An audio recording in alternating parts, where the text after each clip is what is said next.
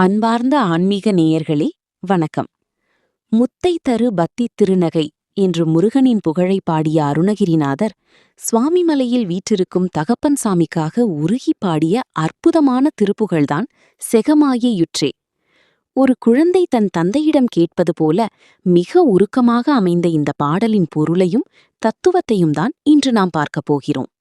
செகமாயையுற்றே நகவாழ்வில் வைத்த திருமாது கிற்ப முடலூரி தெசமாத முற்றி வடிவாய் நிலத்தில் திறமாய அழித்த பொருளாகி மகவாவினுற்றி விழியா நகத்தில் மலைநீர் புயத்தில் உறவாடி மடிமீது அடுத்து விளையாடி மித்த மணிவாயின் முட்டி தரவேணும் முகமாயமிட்ட குரமாதினுக்கு முலைமேல் அணைக்க வருமீதா முதுமாமரைக்குள்ள உருமாபொருள்குள்ள மொழியே உரைத்த குருநாதா தகையாதி நுக்கன் நடிகாண வைத்த தனியேரகத்தின் முருகோணி தருகாவிரிக்கு வடபாரிசத்தில் சமர்வீல் எடுத்த பெருமாளி. இந்த பாடல் 2 பகுதிகளை கொண்டது. முதல் பகுதி ஒரு மனிதனின் பிறப்பு மற்றும் பாசத்தை பற்றியது. 2ஆம் பகுதி முருகப்பெருமானின் பெருமையை பற்றியது. உலக மாயையில் சிக்கி தாயின் கருவில் 10 மாதம் ஊறி இந்த நிலத்தில் ஒரு உடலாக வந்து பிறந்தோம்.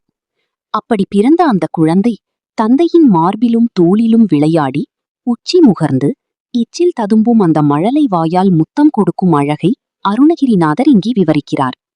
முருகனிடம் வைக்கும் கோரிக்கை. இங்கேதான் ஒரு ட்விஸ்ட் வைத்திருக்கிறார் அருணகிரிநாதர்.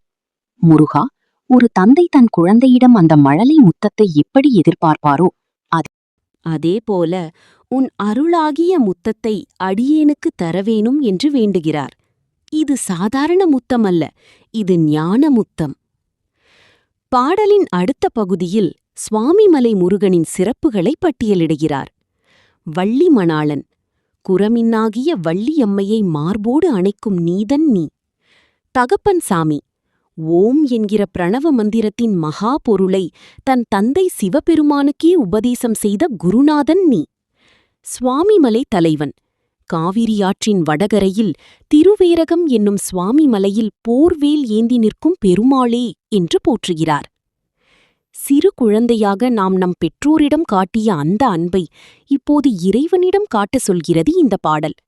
மாயை நீங்கி முருகனின் திருவடி நிழலில் சேர விரும்புவோர் தினமும் பாராயணம் செய்ய வேண்டிய பாடல் இது.